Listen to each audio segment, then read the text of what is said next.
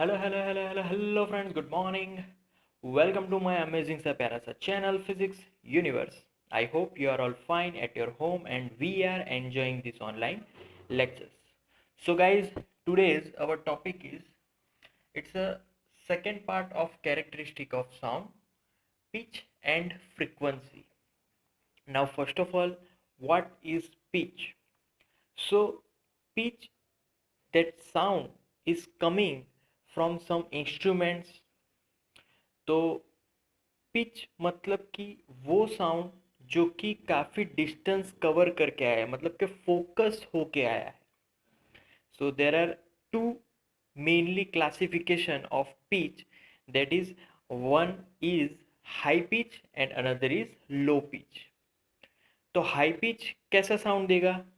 तो that gives the sound very shrill, मतलब कि वो जो साउंड बाहर निकलेगा वो हमें कैसी आवाज़ सुनाई देगी, मतलब कि एकदम परेशान कर देने वाली आवाज़ होगी वो.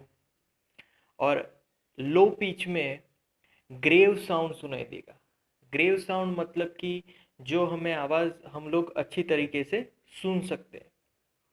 तो mainly there are two difference.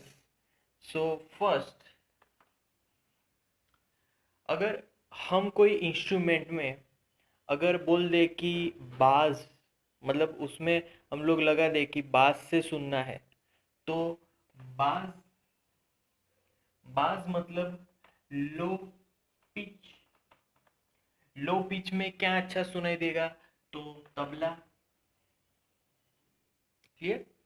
तो जब कभी भी कोई म्यूजिक में तबला आए तो तभी उसको बाज में कन्वर्ट करके अगर सुनेंगे तो वो अच्छा सुनाई देगा.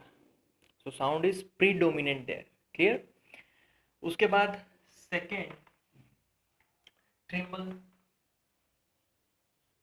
ट्रिबल में हाई पिच होगा. अब उसको कब सेट करना है? जब कभी भी कोई म्यूजिकल इंस्ट्रूमेंट में फ्लूट की या फिर घुंघरू, वी नो दैट घुंघरू, ये आवाज़ें ज़्यादा आ रही हो, उस दरमियान हमें उसको ट्रिबल में सेट करना है, तो हमें वो अच्छा सुनाई देगा. This sound is predominant there. Clear? तो ये पिच के दो एक अच्छे से एग्जांपल है. अगर मैं दो पिच के लिए ग्राफ ड्रॉ करूँ तो उसका जो डायग्राम होगा वो कुछ ऐसा होगा. जैसे कि इस फॉर एग्जांपल मेरे पास एक ट्यूनिंग फॉर्क है, उसकी फ्रीक्वेंसी वो है frequency of A tuning fork, that is 256 hertz. Clear?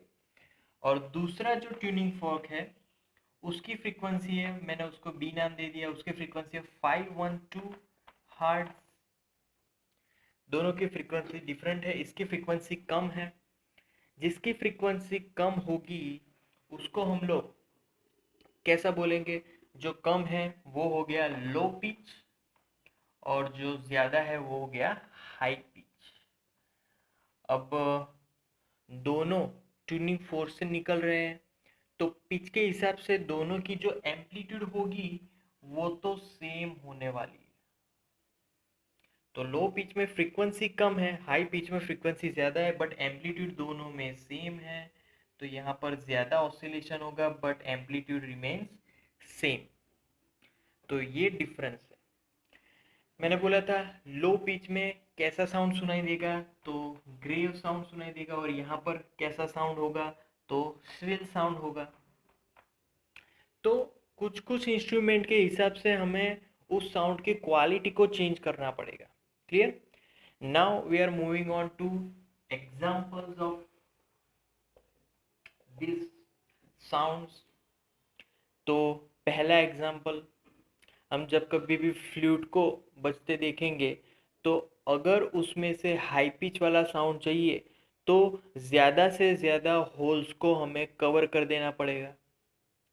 तो कवर कर देंगे तो वहाँ पर हाई पिच वाला साउंड सुनाई देगा. अगर हमें दूसरे एग्जांपल में अगर हमें तबले वाली आवाज़ अच्छी तरीके से सुननी है तो कहाँ पर सुननी है? तो बाज में सुननी है, लो पिच पे सुननी है. क्लियर?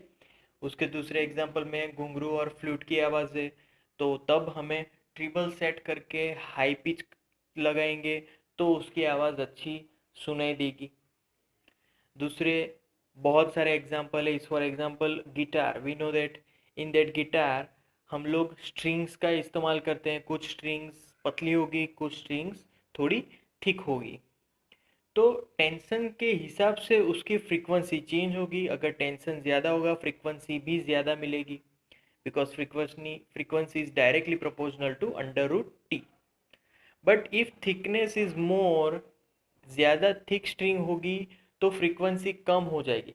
तो हमें क्या करना है, ज़्यादा फ्रीक्वेंसी के लिए ज़्यादा टेंशन और ज़्यादा पतला वायर होना ज़रूरी है। क्लियर?